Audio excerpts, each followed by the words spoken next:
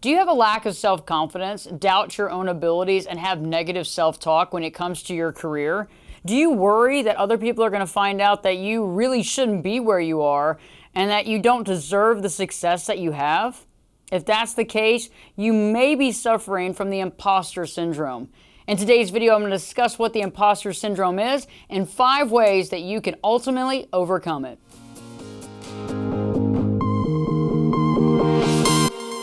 Welcome back, friends. Ashley Berges here today. And today I want to discuss the imposter syndrome, what it is, and 5 ways to overcome it. Many of us are suffering from this in our career. We might not know what it's labeled, but we know that we have self-confidence issues, we worry about things, we doubt our abilities, and we feel that one day we're going to lose it all because somebody's going to tell us that we don't deserve to be where we are, which is really interesting because the person that's telling us that we shouldn't be there is us. It's that negative self-talk. So let's start talking about what the imposter syndrome is, and later on, let me give you 5 ways to defeat it.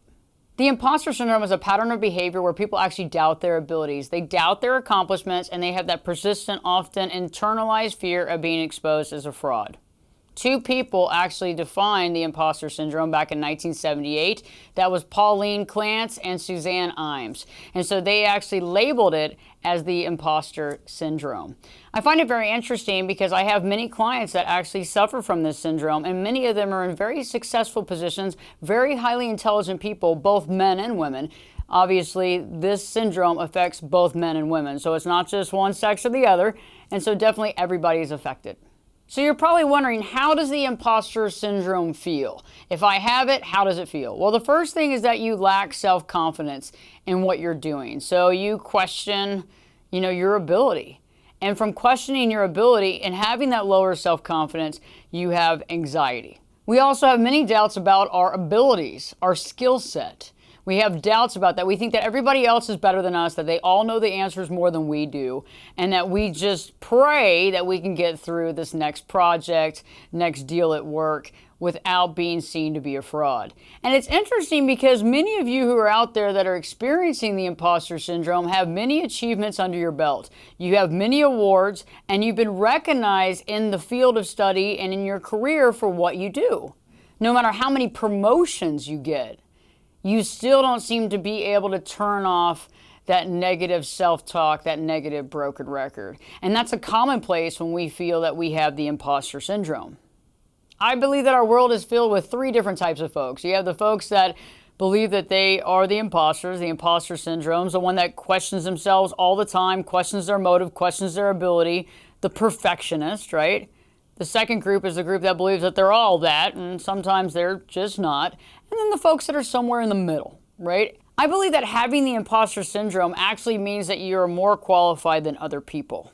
And what I mean by that is because you question everything you do, right? You question everything you do. You're your absolute worst critic. And on top of that, you're a perfectionist. That's why you have the imposter syndrome, okay? And that's why I think people that actually suffer from this are some of the most qualified, intelligent people on the planet.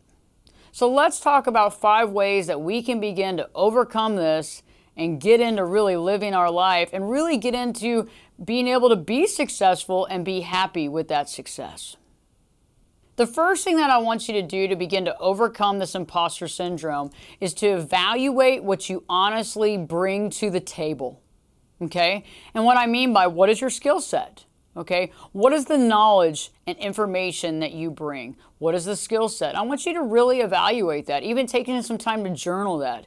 If you're in a particular career right now, I want you to really write down the things that you offer to that corporation that you work for. I want you to really write that down. If you're running your own company right now, I want you to write down, what do I bring to the table? What are my strengths? What are the things that I am the one that brings, right? Or what are the things that I can complement others with? And I want you to really think about that, because most of the time, when we have the imposter syndrome and we're struggling with this, we're not thinking about what we do good. We're thinking about what we feel that we don't do very good at all. Okay, so let's flip the script on that and get a new perspective and really think about, what is it that I bring to the table? What do I offer? What am I good at? Okay, and I'm not asking you to be narcissistic. I'm asking you just to look at yourself from a, from an unclouded perspective a non-negative judgment, and just write those things down so you can kind of get an understanding and an analysis, and it'll make it where that's fresh in your mind so you can kind of see yourself from a different perspective. The second thing that I want you to do is to stop seeing everybody else as better than you. Okay, just because they have a better title or they went to a more prestigious university. I want you to think about that. Because a lot of times when you have the imposter syndrome, we look at these titles like they're everything. And we seem to feel that everybody else around us is more talented, more skilled, and we give them a pass like this, depending on certain things that we would never give ourselves. So I want you to be aware of when you're giving everybody else these gold stars, right? But you're not actually justifying your own work. The third thing that I want you to do is do an honest assessment of how you help others and how you work with others. Your work directly helps people. How are you helping them directly? What are you helping them in their life to do? Okay? I want you to think about your work. What does your work do? What is it instrumental in creating? I want you to start seeing that value in what you're creating. We see value in what other people are creating. We judge ourselves based on what they're creating. And usually with the imposter syndrome, what do? We judge them as being better, faster, stronger. They seems to be more talented, right? And so I really want you to get that honest assessment there. And I want you to really think about how you're helping others and how you help others different from anybody else, okay? And that's something that I had to do too. I had to get right with myself and really think about that.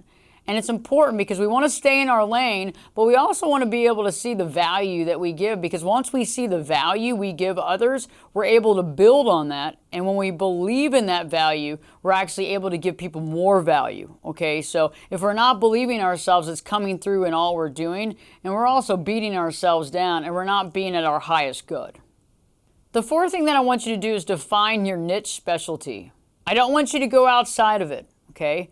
A lot of times when we suffer from that imposter syndrome, we try to be everything for everyone. So when someone asks you to do something that's not in your wheelhouse, don't just do it, okay? Because that might actually make you an imposter, right? Doing something that you're not really good at and you really don't know that much about. It's better to say, hey, that's really not in my wheelhouse. That's not in my skill set. Let me find someone that can help you with that. My niche is XYZ. Okay, we don't have to be everything to everybody, and that's what really happens to us perfectionists, right? Is you're a perfectionist and you want to give everything to everyone, but in reality, we really need to stay in our lane because you do good at what you do. You don't need to go outside doing things that's really not your specialty, and you need to really focus on that when you're trying to be everything, because that also means that you don't feel good enough about the gifts that you give and the knowledge that you have.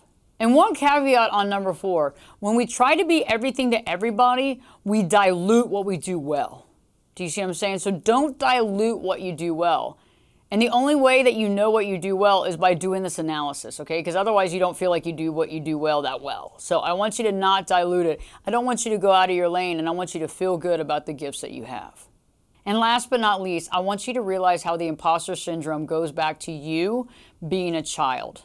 Your beliefs growing up, how you felt about yourself, your self-esteem, your self-worth, right, are two things that could be much more solid in your life, and probably from the very beginning.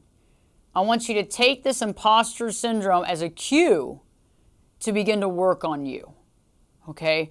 Because this started at an early age. It's not like you just woke up one day and you're going to work and you're like, oh God, the imposter syndrome just striked. Oh man, I can't believe it just hit me like a ton of bricks. I've never felt this before. No. This is something that you've been feeling from the very beginning. But when you were a kid, you don't have an imposter syndrome with playing with blocks or like, running around on the playground. But see how it kind of morphs and changes in your life as you get older into different areas, especially when you really care about what you do. Right? Isn't that a great way of usurping power within your mind to make you question what you do? To make you question the value that you give the earth, the people that you help? Okay? And I want you to really think about that. Because if you do have imposter syndrome, that self-worth and self-esteem needs to get more solid. And that's what it's telling you. Okay, that's what it's telling you. So I want you to really think about how to solidify that more. And it begins by doing this work right here. Because once we see the value that we give in our career and what we do to give to society, we can begin to see bigger levels of our value. who we are as a human being, right? And I want you to start realizing that it's not just about your career, that self-esteem and self-worth takes up every part of your life. And so we have to get that right. And I have multiple videos on working on that, on finding your self-esteem, your self-worth, and understanding your self-value, finding that unconditional love for self. But the imposter syndrome is just another thing that shows, well, that's something you need to work on. And that's not a bad thing. It's an indication, it's a cue. So I want you to begin to work on that using these 5 techniques to understand and really going back there and realizing, when did this start? In your childhood, what were some of the things that you had to deal with? What are some of the things that you questioned when you were a kid? Most of us grew up in a family dynamic that wasn't horrible, but it wasn't reassuring. It didn't give us the tools that we needed to be solid and to feel on solid ground. And so I want you to begin to realize that too. It's not that just started overnight. This has been something that's been going on for a rather long time. I hope this video has helped you. Please subscribe to the channel if you haven't already, and give us a like on this video if it's connected with you and spoke to you. And in the comment section below, I'd love to hear about how you overcame imposter syndrome. I'm sure that you have other ways of doing it outside of my 5 ways, and I'd love to hear that because, again, this is a community and we want to build each other up instead of tearing each other down. And so if you have some information that I should have added in this video, please add in the comment section. I appreciate your input and I look forward to reading it. Don't forget, in the meantime, to live your true life.